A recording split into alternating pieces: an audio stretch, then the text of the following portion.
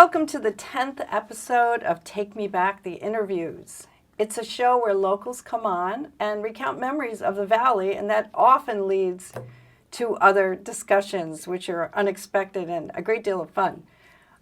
Today, we're going to be talking about the Civil War, which was also called the War Between the States. And I'm being, really specific because I have said many times history was my worst subject in school. So when I knew our guest was coming on, I did a little studying up. It was a 4-year war from 1861 to 65. And it was fought between the United States and 11 southern states that seceded from the Union and formed the Confederate States of America. Our guest, unlike me, has long been interested in history and in that war, particularly in the way it impacted the Mad River Valley. I would like to welcome Alice Evans to the 10th episode of Take Me Back, the Interviews. It's just kind of a big day. We've really got this show rolling now. So I hope to hear from more people that want to be on. Alice, one thing I'm fascinated by, I asked for a little bio because I don't know your background. No, wouldn't have any reason to, yeah. You have an MAT, a Master's of Teaching, degree from Spalding University, and your PhD from Louisville, Kentucky. Talk to us about those early... No, there's a mistake there, if you don't mind. Please. The Spalding University is the Louisville connection, and years later I got the doctorate at the University of Connecticut. PhD from University of Connecticut. So talk to us about your interest. That's a big commitment to go as far as a PhD. It certainly was. I entered the program, was admitted, having already achieved the MAT degree some years earlier when we moved a lot in my marriage. But I'd finished the MAT in Louisville, Kentucky, and then was home with my kids, growing family. Each of my 4 children was born in a different state, by the way. That gives you a sense of how frequently we moved. But I entered, repeating myself, with the master's degree, and it still took me 9 years to earn the doctorate because I could only go part-time. I was working full-time, and I was raising 4 children who, at the time I entered, they were upper elementary and middle school. By the time I finished, my oldest one was a college freshman. So it spread out over quite a period of time. Which states? You said the kids were born in all different states. What states were they? Well, Anne, whom I think you know, Anne Bordenero, my children's name is Bordenero except for one that took a married name, was born in Akron, Ohio. The second one was born in Pawtucket, Rhode Island. The third one was born in Middletown, Connecticut, and my youngest born in Louisville, Kentucky. And what job was it that had you going all over the place like that? It wasn't a job at that point. Those moves were all jobs that my husband had, and we would move. And what did he do? At the time, he was finished with his academic work at the University of Pittsburgh. He earned a Master's of Public Health, but he had to do a year's residency, much as doctors do, before he could actually go back and get the degree or have, whatever. And it happened that they placed him in one of everybody that came through with his class, like medical doctors, they had associations, the university did, with various hospitals. They placed him in Citizens Hospital, Barberton, Ohio, where I also was working. We didn't know one another at all when he went there. I always tell my kids, I probably told it too many times, that I met their father when the hospital administrator on Albert's first day of work in Ohio, he brought him to the door of the billing office where I was working along with other men and women. But he was taking, as the administrator explained, he was taking Albert from office to office just to let people in the hospital kind of know, employees that is, know who this young man was and the fact that he would now be here for 12 months and he would rotate and did rotate among all those departments as part of his learning experience. And he came to the door And I looked up for my job as the administrator was talking, giving us his name, and I thought to myself, it was like a flash, that's the man I'm going to marry. Really? Yeah. I have discussed that experience with a few other women that had similar things. And at the same time that I remember being absolutely convinced that that was true, there was a part of my mind, critically saying, you don't even know if he might already be married to somebody. He may not like anything about you. Besides, I don't like the suit he's wearing. I remember thinking that. But in fact, we began to date a couple months later, so for the rest of the time that he was in Ohio, which that was my hometown, and I would go, starting with my high school graduation, I went there for the summers, and then I'd go to college, and then I'd come back for the next summer, then I'd go to college. So anyway. Well, you're making me believe in love at first sight. I never Well, thought it was love at first sight, but it didn't last forever.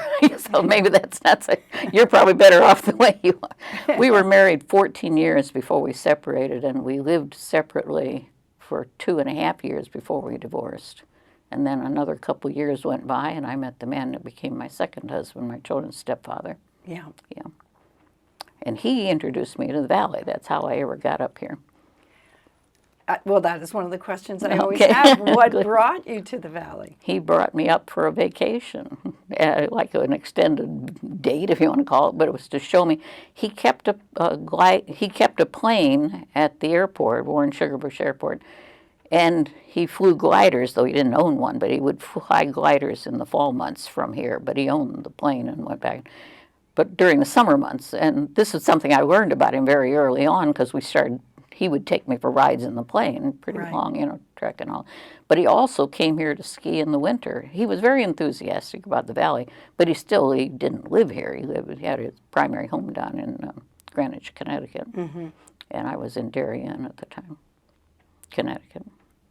And so at what point did you wind up, because I know you live here now. Oh, for a long time now. Yeah. I purchased the house that I'm now in as a vacation home in December of '85. And because of the nature of my work, I still stayed in Connecticut and went back and forth. And he would often come here, too. He wasn't as crazy as I was about coming every weekend. We had to learn to work that out, because to him it was kind of a long drive, but then he was used to being here for a long time before me. Right. And to me it was a totally new experience. I'll tell you another anecdote. The first time he brought me up, it was for an extended weekend, and it was probably a foliage weekend because of the color, and it was just lovely. And the kids were back in Connecticut with some help. But anyway, we got above White River Junction, and I began to take in the mountain views, and I said, oh, this is just like West Virginia. And that was a real compliment in my mind. I love traveling in West Virginia. Yeah, I was there most recently in May of this past spring, yeah. So we came about the same time. Everybody thinks because my last name is Mehuron that I am a Mehuron. In that family rather than being an in-law. Yeah, but I married Tom Mehuron. But I came in '86. Okay, very close to it. Very close. I was Mary Kathleen Hyde and started the Hideaway. Yes.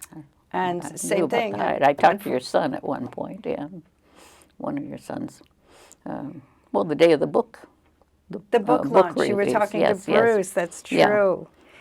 So you. And I was asking him very specific. I mean, I knew that was his last name and that there were other Hydes, but I was asking him specifically if through that line was he related to Breed, B-R-E-E-D, Hyde, who was a lieutenant governor at one point, I believe, of Vermont.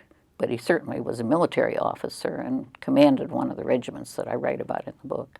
But We'd have to spend some time exploring that. My son Jonathan Hyde has done some genealogy on his father's side and was very surprised to connect back to Vermont. yeah, Because eventually his grandfather was part of the family that went out west and they settled in Illinois, and he had no idea. No idea. But that's a whole other story for another time. So some of your story has been told in very well-written essays, I must say. After the travel in 2021, yeah. In the Valley Reporter. And that's really where you came on my radar, because I wondered, after reading your your great adventure and the writing about it. Well, thank you. Did you know that there was a Mehuron in the Civil War? And I'm just going to quickly show you that I wrote this little book. No, actually, you brought it to my attention when I was well along in the writing. I had missed picking up on a gravestone, and that was rather late compared to earlier other ways of researching. Right. I obviously missed it because when I was writing and you heard about it or something, you called me up and said, "Did I have Alan Mehuron in my book?" I'm glad you did. I mean, that led to some interesting stories. Because we have medals, we have photographs, we have the documents, which we'll talk about later. But just to show the audience, and if this is on the radio show, you're not going to be able to see this, but it is the ancestor that was in the Civil War, the Mehuron, and his name was Alan Ebenezer, and he is here shown with his horse and cart. Do you call that a cart? I'm not a country person, I don't know. And he's in front of the Mehuron farm, which was on North Road, right through the small covered bridge on the left-hand right side. Up there by the little brook. Yeah. So that's how we kind of connected, and I've been following you with interest ever since. Well, thank you. You have a new book coming out about Civil War soldiers from Waitsfield? Is it specifically Waitsfield? That's the thing that makes it unique in one sense. Although there are other books in Shelburne. There's a young woman that wrote maybe 6 or 7 years ago about those that went from that town. And I don't think this is the time, unless you choose to explore it with your questions, of like how I came to write a book in the first place about the Waitsfield men. But it was the organization that makes it very unusual, the organization of the book that makes it very unusual.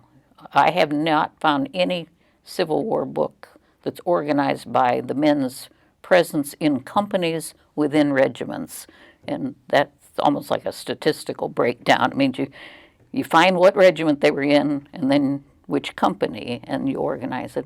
And my choice of organization was because we know that in that period, if you were in, let's make up a person here, Company A, it was likely that you had relatives in the same company, that you enlisted together, and furthermore, it meant that you stayed with that same group of men from battle to battle and marching and eating together. They called it a mess.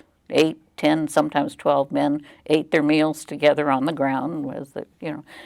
So it was clear to me that if I got a handle on the companies, then I could not only describe the battles and the marches, but I could describe the relationships among the men, and then how the company would, all the companies and all the regiments and all the units in the war, diminished over time as casualties occurred.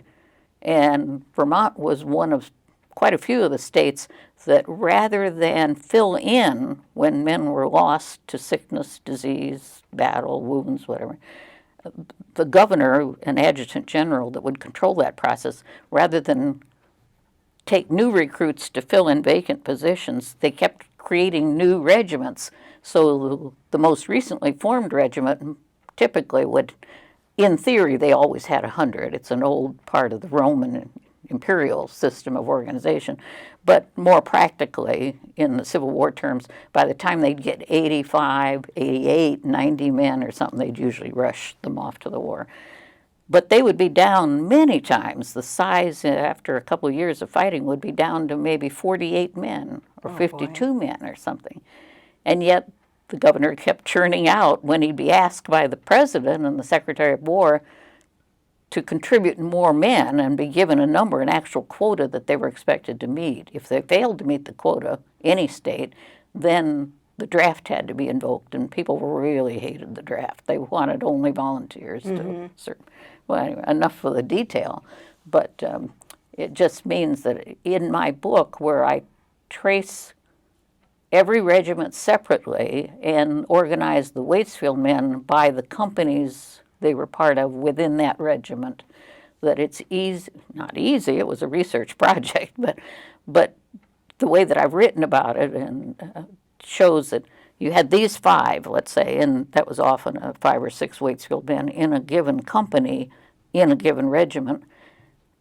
And then they went to this battle, or somebody caught measles or smallpox or whatever, and pretty soon you had 2 left, and then you only had 1 left. And then I stopped the narration when there's no more Waitsfield men. Mm-hmm. That's just how I chose to. Otherwise, I'd be trying to write about the war, the whole big Magilla War. And so in my introduction, I think I make pretty clear that this is so focused on Waitsfield men that it does not attempt to be a history of the Civil War in any sense. I'm curious. I'm lately very interested in what I call our historic families. Oh, in town, yeah. Some would say I'm obsessed with it right now. Because if you go back a few generations, everybody's related, right? Well. And it's fascinating. Can you recount some of the family names of the soldiers that you have studied? Well, if you mean by their contribution in terms of numbers of men that went to the war in particular, the Stoddard family immediately comes to mind. Mm-hmm. The Dana family, Richardson's less so. I'm going to block here because I'm not real good at remembering details after, there'd been so much writing about so many, but those are ones that I remember. They just come to mind very quickly because the number of people from a single family that went to the war, and of course it's recounted what happened to each one of them. They weren't necessarily all in the same companies and regiments, by the way, because they would enlist in different times, like 2 years in a row in one of the local families. A young man achieved age 19, and he already had older brothers in the war. He signed up as soon as he was 19. A year later, because they had been born a year apart, the next older brother turns 19, and right away he goes and signs up. Yeah, I do have quite a bit. But I did not make it a genealogy either. I toyed with that idea about 5 years back, and I thought, nah, that's not for me. The name Stoddard jumped out at you. Because of the number of young men and boys that had the most losses. Well, they had a very high ratio. You asked me if I could remember some of the names, and that one came to mind immediately. Yeah. So, which family? It's the Stoddards, you think, lost the most? I'm just curious. Oh no, about I would never choose to talk about them that way. I mean, if you have a single son, as the Barnards did, a single child, and you lost him, that's as profound. I mean, it's a way someone could write about it, but I didn't choose to do that. Mm-hmm. I tell what happened to everyone, and because I want the reader to begin to empathize and get this profound weight of what an experience it must have been for the parents and the siblings to lose their only sibling, or 4 out of 5, or 3 out of 5, or something like that. But I don't choose to write it that way myself. I'm not trying to invoke a kind of a superficial or sentimental connection with the losses of the war. I want it to be so deep, and I don't know that I've accomplished that. The readers will tell me that if they choose to read the book.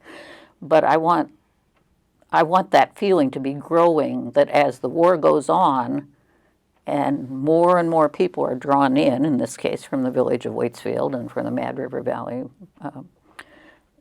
the impact, you infer it from the fact that people are dropping out, these casualties. In almost every regiment, people died of disease before they even left the state, or in the first month of the war, first month of their war, so to speak. Yeah, that was so common. If you came from a rural background, you had never associated with enough other people to have built up an immunity. And when you got into camp with lots of people from lots of other places, measles epidemics, typhoid fever epidemics, smallpox epidemics, and they would continue to be exposed to diseases, but it's pretty striking as you read through the book, which is in the same order that they were enlisted, the groups. You see that even in the later years of the war, in their first month or so, which is like a training camp experience in most cases, we lost Waitsfield men in all of those experiences. That is something I never would have thought about, and I should have, because Alan Ebenezer, who's in this book, served for 2 years and was sent home because he was so ill. Yes. But I never thought about the connection of not having built up the immunities. Yeah. Is there, I don't want to overstep, but No, I go guess ahead. where my brain is trying to figure out, at one point I was interested in looking at the number of soldiers from Facein, but this was a while ago. I don't remember how many signed up and how many casualties there were. But the number that signed up was a lot compared to the population. So it must have been the same in Waitsfield. Oh, yeah. Now, of course, I don't have any other valley towns. That wasn't the focus of my research, obviously. Nevertheless, in listing a man as a Waitsfield man, he might have been listed in Facein, but chosen to offer Waitsfield as the town that his enlistment was to be credited to against that quota I would. That usually happened as an artifact of him saying, well, I was born in Waitsfield, but here's where I live now. And then he often did get put down as a Waitsfield person. That's why we have, in the book, I've accounted for 163 men. And I'm sure there are going to be people that say, I don't like the way that you counted people who weren't born here. That's the Jones history that everybody talks about. Yeah. That's what the Jones history did, was they took from the Army records those who were born, and there's 87 in that book. Okay. But I chose to follow a different pattern. I mean, I started out following the Jones pattern, if you will. But when I realized that there's a very well-known Civil War historian, Tom Ledoux, in the state of Vermont, who created, I don't know how many years ago, frankly, I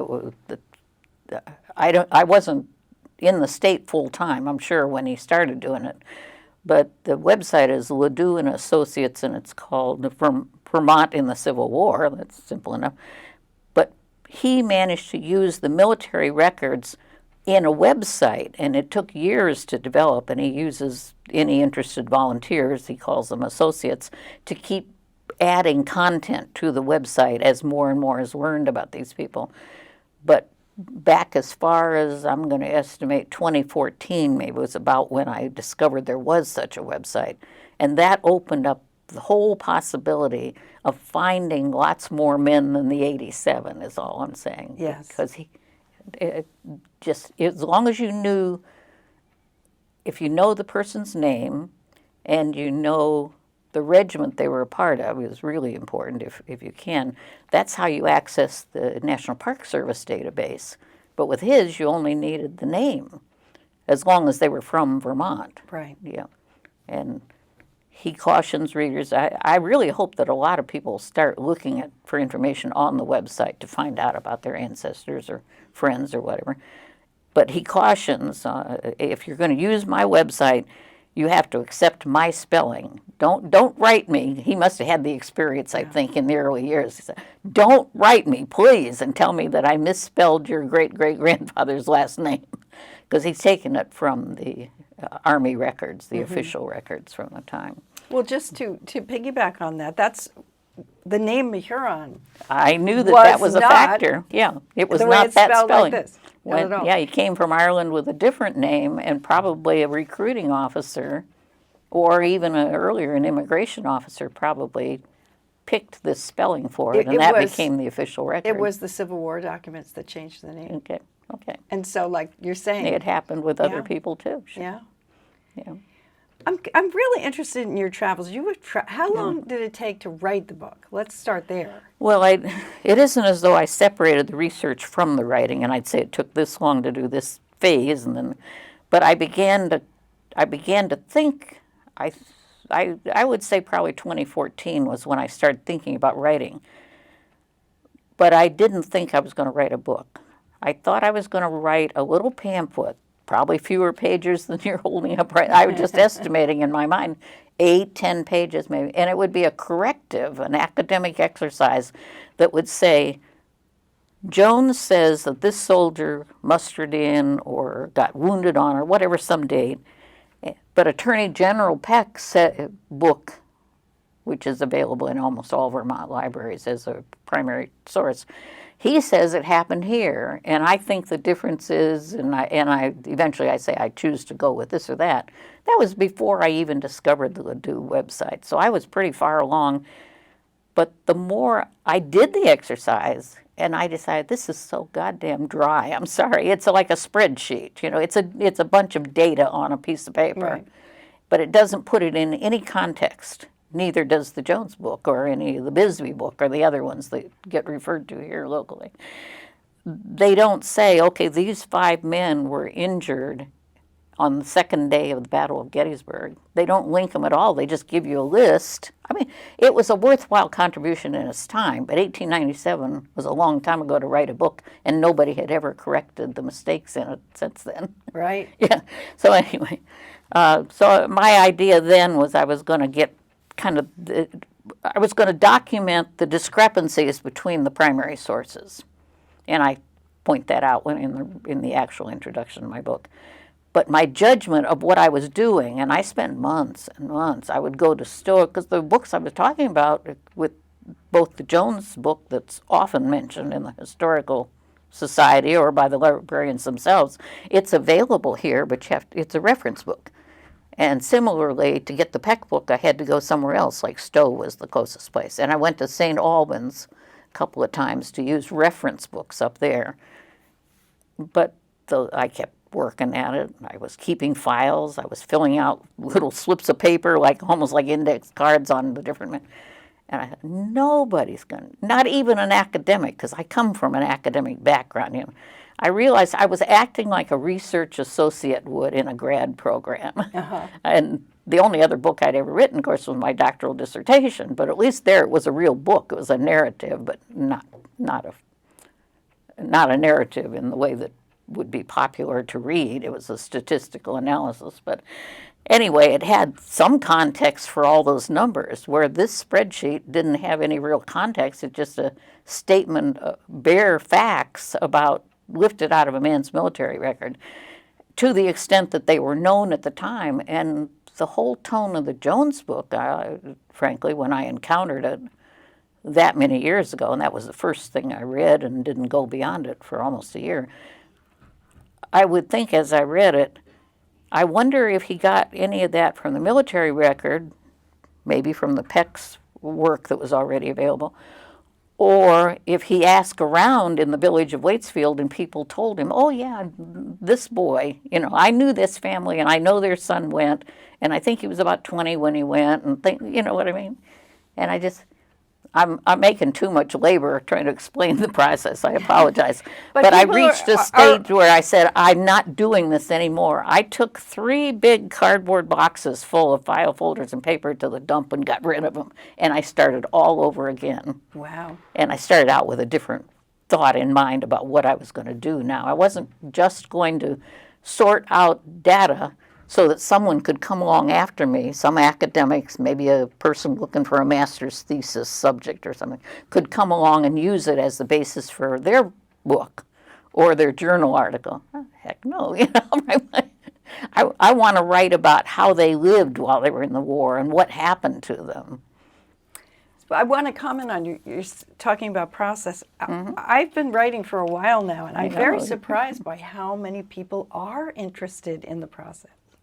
Well, that was my process. It wasn't the same, the one that I followed for the dissertation. Dissertations, you must know, have a very distinct process. They don't vary from university to university and so forth. And so that was my only, now I had written things in between, but always job related. I did a lot of writing in my job, and that was for a long time Title I programs. I was the evaluator of Title I programs in the state of Connecticut. But they're rather formulaic also, because they have to satisfy an agency that's giving you money. So they want all the states to write the same way, so to speak, so they can draw material out. But anyway, it took me a while. And at first it seemed too painful to give up all that paper, if you know what I'm saying. I do. Yeah, I bet you do. Anybody that's written kind of knows that. But I had the research notes that were behind it. Of course, I kept those. And that was a good starting place, because then I had a lot of men's names. But they were the same men that that Jones had written about at that point. It wasn't until I discovered that there was a website with breakdowns of state data that included lists of men that were credited to Waitsfield's quota. And, excuse me, and that gave me a lot more names. And then some other features of the website were very helpful. Just a comment, we had the author James M. Tabor here yesterday. Oh, yeah. The New York Times bestselling author. Yeah. And we were talking about that very thing about having to throw pages away. And Yeah. he quoted, I believe it was Fitzgerald he quoted, as killing your little darlings. Well, Right? That's how it feels, right? I don't know that I was sad about it. I was considerably relieved once I made the decision to start over. Then I had a vision for what I wanted to accomplish that was very different from leaving a little pamphlet that said, this one said this, and this one said this, and it seems more likely that this, you know. And now I wanted to tell a story about the men. How many words did the book wind up being? I know the counts chapter by chapter a couple years ago before I began to work. I worked with Jim Dodd was my first editor, and he needed word counts, of course. And I would give him, because you're probably familiar on computers, you can read it down in the corner of the screen, what I call a chapter or even a section originally, because I thought chapter sounded grandiose, because most of them are not that many pages, but there are a lot of them. Each one corresponds to a military unit that had at least one Waitsfield man. Okay. So I ended up with, at that point, I think it was like 28 sections I was calling them, and they varied from 3 to about 10 or 12 pages. The one that your Tom's ancestor, not yours directly, but that we've just alluded to here, that's one of the largest in terms of Waitsfield men. The 6th Vermont Volunteer Infantry had, I believe, 35 men, if I remember, from my own book. All from Waitsfield. All credited to Waitsfield, because I do use that distinction. Yeah. Oh, yeah. It is. It was clearly at a point in the war when the quotas were being upped, and they had, every town, every state, every Union state, that is, was being asked for more and more men. And that correlates with Lincoln's direct. He would go to Congress and say, I need authorization for 300,000 men. And later that year, I need 300,000 more men. Every time that happened, there'd be a quota set by the Department of War, and it would. You talked a little bit about that people didn't like the draft. Oh, they hated the concept of a draft. So how did they motivate these men here in this tiny town to join up? How did you called it rightly the war between the states. It was more often at the time called the War of the Rebellion. And the patriotic fervor, especially in New England states, but then again in the upper Midwest, was similarly just people rushed. And I wonder if there wasn't an element like that in World War I, World War II. Young men rushed to the recruiting offices and signed up. But to sustain that over 4 or even 5 years, because there were Waitsfield men that went in 65 and came out at the end of 66. So the war was longer than a lot of people think, though the bulk was that 61 to 65 period. But in Vermont, well, I'm going to say I know that for Waitsfield, the draft was never invoked, but other places it was. And when the legislation was created to begin drafting in the summer of 63, they went first to the big cities. Of course, you had a lot of immigrants looking for work. People were being signed up as in the port cities, being signed up by draft brokers as soon as they got off a ship. They said, well, we can offer you a job, and here's how much you'll get paid. You don't even have to speak English, and you can join the Union Army and earn this much money and so forth. But just the concept of the draft was so foreign to the idea of independence, and it seemed to be, if you're one of them, a draftee, then you did it for the money. You didn't do it because you love your country the way that we did. And that's within the soldiers themselves. They made those distinctions and often were rather brutal in their language, one group to another.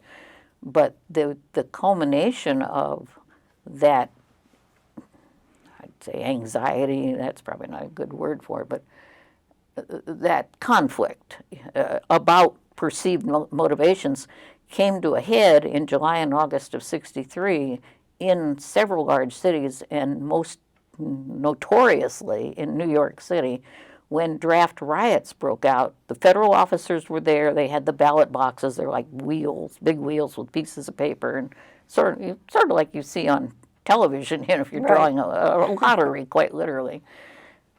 But mobs went to the offices in Manhattan where the first draft day was to begin, and they tore the building apart, set fire to things. And then they went on, same mobs went rampaging around in the streets of Manhattan, burning buildings, including burning an orphanage. And that's one of the pictures in my book, is the burning of a children's orphanage in New York City.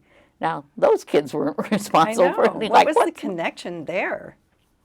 It became a racial riot. Oh, I see. It went within a matter of days. The white people, unfortunately, a lot of Irish people, I say, it would be unfortunate to have it happen at all. But a lot of the Irish were perceived as coming here and taking jobs from other people with their migration. Well, of course, they had to have jobs if they came after the famine some years earlier. And anyway, there was a lot of hostility against blacks who had moved, or some of them been generations in some neighborhoods in New York, but a lot of real nastiness. They lynched people from lamp posts in New York City during the draft riot and burned down the children's orphanage because it was primarily black children were housed there. They had lost both parents to disease, for example. Yeah, it's not. There is no one topic that's covered so extensively that if you wanted, you couldn't go read more about it, you know, on Google or something, or in any of the books that are named in the footnote citations in the bibliography. But again, I wasn't trying to write anything. There's plenty of excellent books about the Civil War, about things as you know, like little features, little focused attention to photographers. Just pulling something out of the air here, but because I have friends in my round table that are members of a group that specializes. They meet regularly just to talk about photographers and the development of the art of photography within the war, period, because it happens simultaneously. Or then you get people that have written, Alan Nevins, Otto, I won't even try his name because I know I'll forget how to pronounce it. And of course, Catton's multi-volumes and so forth. I have several at home that are 3-volume sets or 4-volume sets. That's where I started reading about the war extensively, but that was before I thought about doing any writing. The writing, of course, came after I got so interested because I was really, really ignorant about American history. And so I want to go back to your trips. I want to know how many of these trips. I did take you away from something. Yeah, you wanted to talk well, about that's that. okay. That's all interesting, too. Sorry. I know you've taken trips. I don't know how many. I don't know where you went. I'd love to hear about it. Okay. My first Civil War-related trip was 2012, as I remember. I know absolutely it was a bus trip. Guides from the National Park Service become contracted to the group I belong to and meets in White River. And that group had formed probably 7 or 8 years, I guess, before I heard of it or had any interest in joining it. I was just beginning to get interested.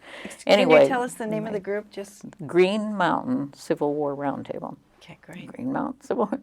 However, it's not the only one. There's also another, in Vermont, there's another one that meets on a similarly regular schedule, often for dinner meetings as ours. They meet up in Derby, and I think they just call it the Newport, Vermont. I'm not even sure about that. I chose a long time ago that if I'm going to join one, I'm going to find it easier to go out in the evening and drive about the same distance, but drive to White River Junction than up there, because I knew if I came back after dark and all the roads are no street lamps, I didn't want to be doing that at 9:30 at night, going back to it. So anyway, I've been in the round table that meets in White River Junction. But back to the business of once a year, they had established a pattern that apart from their monthly meetings, usually accompanied by a meal and then a speaker or something, they would have the availability of rather long distance travel by coach bus, And a single person who's a member and still does this for the group. She's a member of the group, but she makes the arrangements almost as soon as 1 year's trip is over. She starts polling the program committee, and I started after a number of years, worked there, and now I'm on the executive committee. But as representing what we perceive to be the interests of any member, pick a destination area. And I mean, it might have been some of the early ones I went to would have been specifically Antietam or specifically Gettysburg, and you'd be there several days. But I've also been on trips with the group where it was a series of battles in the mountains of West Virginia in the wintertime. Brandy Station, which was cavalry action for several days in a row in about 7 different communities in Northern Virginia. So anyway, without killing you with details, I tend to talk that way. I apologize. But going on bus trips, but I was still employed until well into 2017. So I just never felt like I could give up. We don't, as a state, because I work for the state agency in education, you don't get a lot of vacation time. And that's still true today because I have friends, whatever. It's the nature of the contract. So I like to save my vacation days for visiting family out in Ohio, where I'm from, or occasionally go somewhere else. But I didn't travel on my own, but I did indulge in signing up for. It was a voluntary thing, It was pretty typical for around 40 people to go on these once-a-year excursions, and maybe a core group, and then sometimes if we didn't have quite enough to fill up a bus, so to speak, I can remember a few years when it was kind of put out to the general public, and maybe someone who was in the round table in Newport would come down and get on the bus with us. Sure. In White River.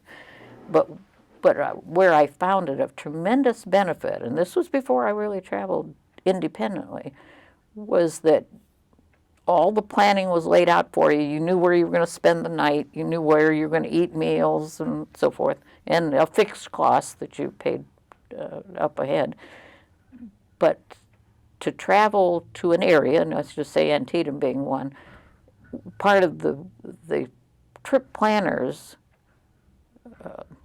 modus operandi, I guess, would be you could bring along some DVDs and watch. You know how a Greyhound will have a bus, or even airplanes now, I guess, have a couple of TV sets you could watch, related to the theme of whatever place you were going.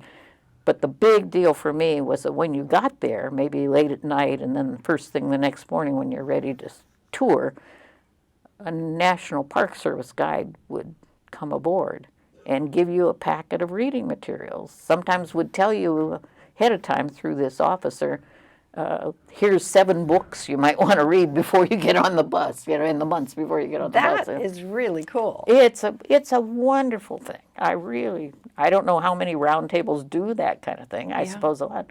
Would you estimate hundreds? There are hundreds of round tables in the United States, and there are round tables in England and Australia and Canada. And I went to a American Civil War museum down in Bermuda one time. Really? Yeah. That's very interesting. Yeah, if you ever go there. But anyway, then it led to, by the time I was beginning to amass quite a library, I was getting really hooked on this, and going to meetings and stuff. So by the time I was planning my retirement, I realized I could take more trips. I didn't have to only go on the one a year that the group went on. And I began to travel. I've been to Gettysburg 10 times. And each time you get more and more focused on what you want to see, where the regiments were, who the leaders were, what happened in this spot on the battlefield and all. And But it wasn't till I began really thinking a lot about the writing of a book that would be organized in this particular way and all, that and I know that, again, I've deviated chattering here too much, but I know you're really asking about that series of essays, which was published in 2021 and the first couple of months of 2022. That followed the first really long trip that I made, really long. I'd been here and there in a lot of places, and I might be away from home a week, but then I'd be back home. I wanted to go that year, and I made it the focus. I wanted to go the farthest away from Vermont that I could find any Waitsfield man engaged in battle, and that turned out to be Galveston Island, Texas. So I spent about 2 weeks going to Galveston, and I wrote about. Galveston is a long way. It's a long way, but I stopped at all kinds of museums, not just Civil War museums, and I went to 3 Native American reservations, 2 of which sent men to the Civil War. No kidding. Yeah. And anyway, it took me the better part of the first 2 weeks just to get down to Galveston, and then I worked my way back up, going through upper Mississippi and Georgia and Alabama and, whatever. And I was away from home almost 6 weeks. And the next summer, I'm ready to go again, 5 weeks. And the next summer, I went 5 weeks, and then we had COVID, and then I... And you drove. Oh, yeah.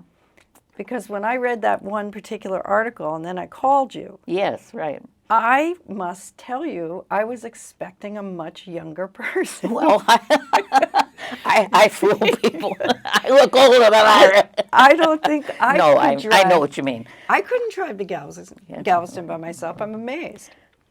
I'm often surprised at how many people, and almost always women, will say, I could never do that, or I never would try to do that, or you're brave to do that. And I've never felt that way. I love to drive. I guess so. And I didn't learn to drive till I was 34, so I'm catching up. I was not a teenage driver or whatever, but that's a different whole story. Well, I'm guessing that on these trips, or maybe even the first trip or whatever, that there were things coming at you that were so intriguing, it kept you going. What were some surprises or big moments for you as you traveled?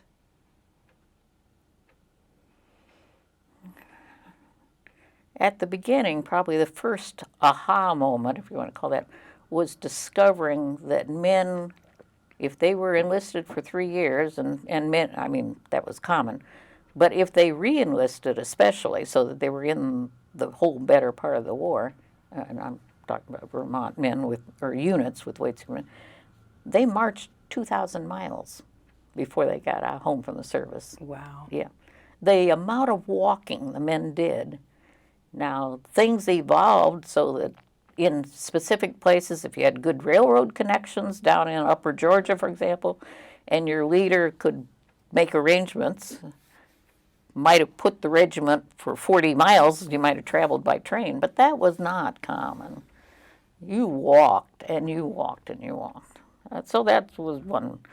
It's a little hard to think of specific things that jumped out at me, but I was beginning to get the connection between geography and battle fighting. I was so ignorant. That's all I can say. I'm not bragging about it, but I had to really learn it on the ground through the round table and going places and going to the museums at the battlefield sites, the museums and all. I remember going, the first time I went to Antietam, it has a much larger, very new now, very nice museum shop there now, museum and shop, but they were in the old facility that this new one has replaced. But they had the James Hope mural. He joined from Vermont and was already an artist. I don't know that he made his living as an artist at the time, but he joined the 2nd Vermont anyway. And it happened that Antietam, his leadership must have given him like spare time. I don't know how to count. I mean, the quality of the leadership. You're not fighting every minute, obviously, and you're not even marching every day. So he could did a lot of many artists at the time, but he's the Vermont specialist is all I'm trying to say. would do quick battlefield sketches of the positions of the regiments on the field on this particular day, or the afternoon of this day, and the morning of the next day. And then he'd go later on to a studio and make oil paintings. And they had all of his original oils on the walls. Oh. I was so proud of Vermont to see that. That's so thrilling. And then during the remodeling, they all got put away somewhere, and I was there for a while. And I mean, I'd stopped there on trips other summers, and I kept waiting and waiting. Now they're reinstalled. But James Hope was one that just the idea that we had people that were talented as sculptors, as painters. No particular photographers came out of the Waitsfield group or even the Vermonters, but they were, they were business people. They were mostly farmers, like in every place. They were mostly farmers that went, and sometimes from very big families, extended generations. Excuse me. Trying to think. The kind of thing that I call an aha would be something I'd come back to Vermont and I'd start telling people, "Did you know?" And you get this rolling of the eyes. Well, I'm not going to roll my eyes. No. I love things like that. Yeah. Can you think of another? Another did you know? Another did you know? That wasn't in my talking points, but certainly the amount of, this was kind of a growing awareness of the amount of illness and the great variety of illnesses that took people away. Another very, very definite thunderbolt, if you will, was the number of Waitsfield men who went to prisoners of war camps. And in my book, I name like a dozen camps from North Carolina down to North and South Carolina, Georgia, maybe Upper Florida, but I'm not sure about. I don't think that's in the book. But in Richmond itself, in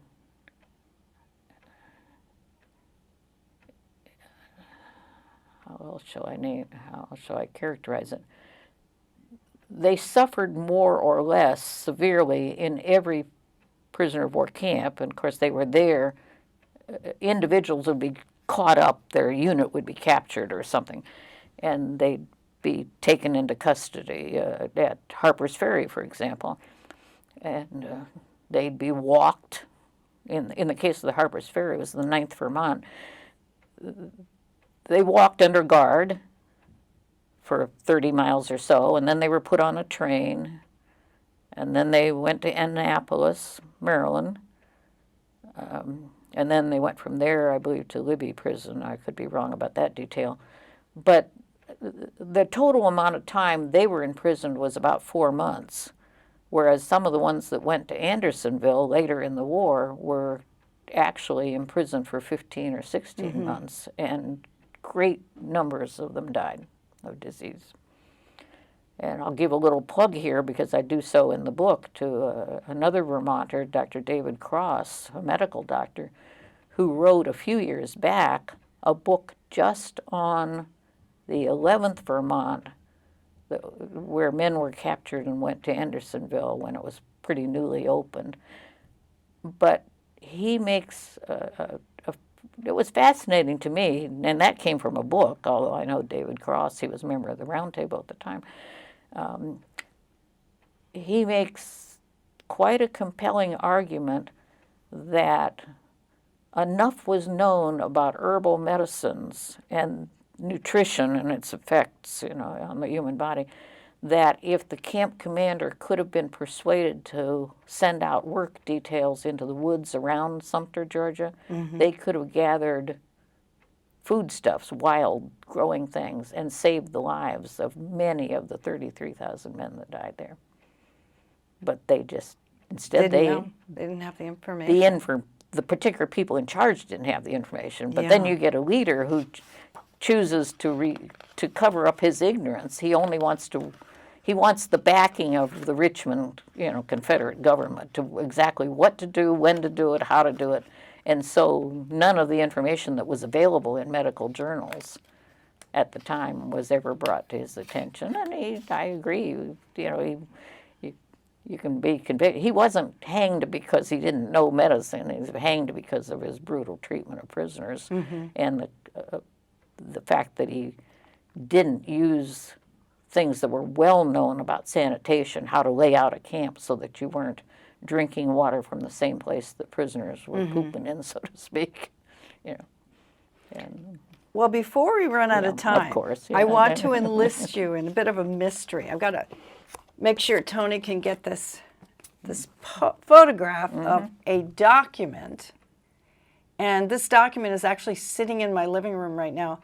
It's much bigger than you think. It's about 3.5 feet tall by 2.5.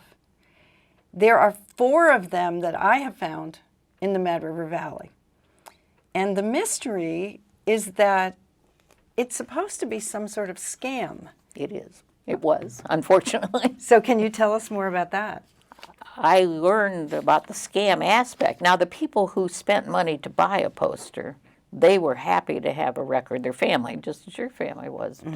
The information on it is accurate, and the background is kind of glitzy. It's supposed to look a little bit like a battlefield. In some cases, they weren't identical.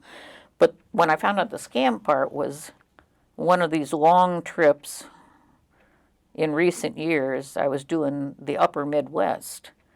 And I went to the museum that's called the Civil War Museum of the Midwestern States, if I've got the title quite right. And it documents, the contributions of 7 Midwestern states. And it's a pretty newly built, it was at the time I visited 3 years ago now.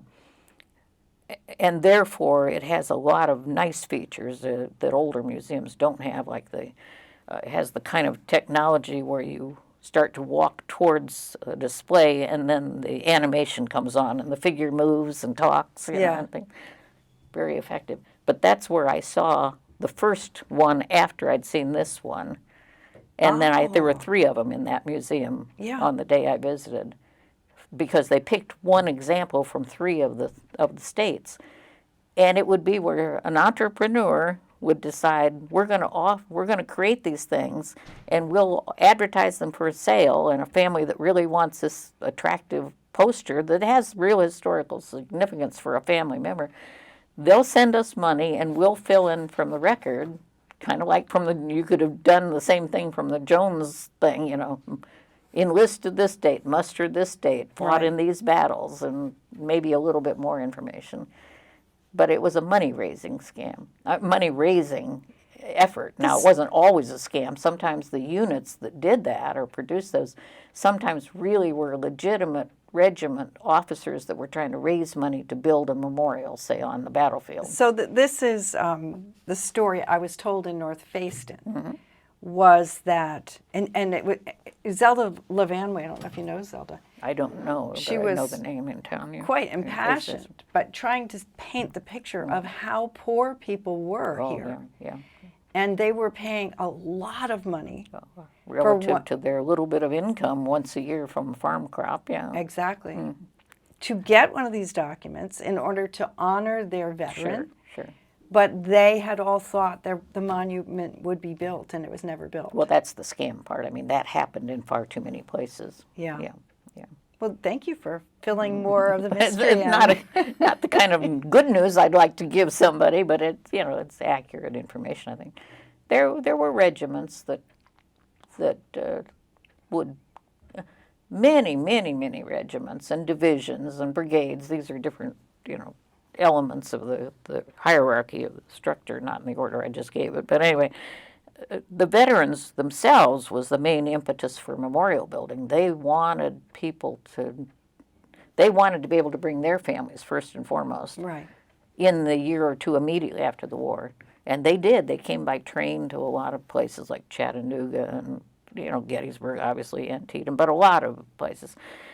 And then as they formed reunion societies, they wanted to make memorials on the battlefield to have what they considered the absolute most accurate information of where their unit was on the field. That was very important to them, that people know the facts about where they were and what happened to them on that spot. Right. Yeah. Well, thank you so much. Well. And thank you for coming today. But I don't think we've mentioned the name of your book.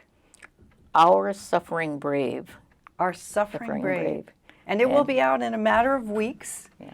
So look for that. I certainly look forward to reading it. And thank you for doing this, because I Oh, really believe this sort of work is so important Oh, yeah. to preserve it. Well, that became my motivation, was to let the people here, whether they ever had an ancestor in the war or not, it's part of the Waitsfield history. Yeah. And it extends to the Mad River Valley history and even a little beyond. I have a story about a Waitsfield man who was paid to substitute for someone from Sutton, Vermont. The only, to my mind at the time I was writing, and I still believe this to be, the only Waitsfield service member who joined for that substitute pay. But it was a legitimate, I mean, that was legal to do, yeah. So anyway, it extends to Sutton's, Waterbury, there's a lot of other towns mentioned that people came from. But if they were born here, or if they died here, or if they didn't even die here but they were buried here, there are ways that you get to be called in my book. And I follow the same criteria that Ledoux does for all Vermonters. There's a list of any of these ways that you get to be called a Vermonter in the Civil War. And that was, just a conscious editorial choice, if you will, when I started to write, that I was going to try to get all of the people, because it involves so many family names that are still in the phone book. Yes. And we know that a lot of them aren't in the phone book because people with cell phones don't even bother to be in the phone book anymore. The historic families. Yeah. Thank you so much for coming. I've learned so much today, and when I read your book, I'll learn even more. I hope you enjoy it. And it's a great person to be on the 10th episode. We're very excited. Anybody out there, if you think that there's someone I should be talking to, give me a shout. You can find me in the phone book. Tommy and I have been in it for a million years. Yeah, I have a landline too. They can call me up if they want. If you Google me, Mary Kathleen Mehuron, Kathleen with a K, my website will come right up and you can email me there. Thanks so much. Thank you. Thank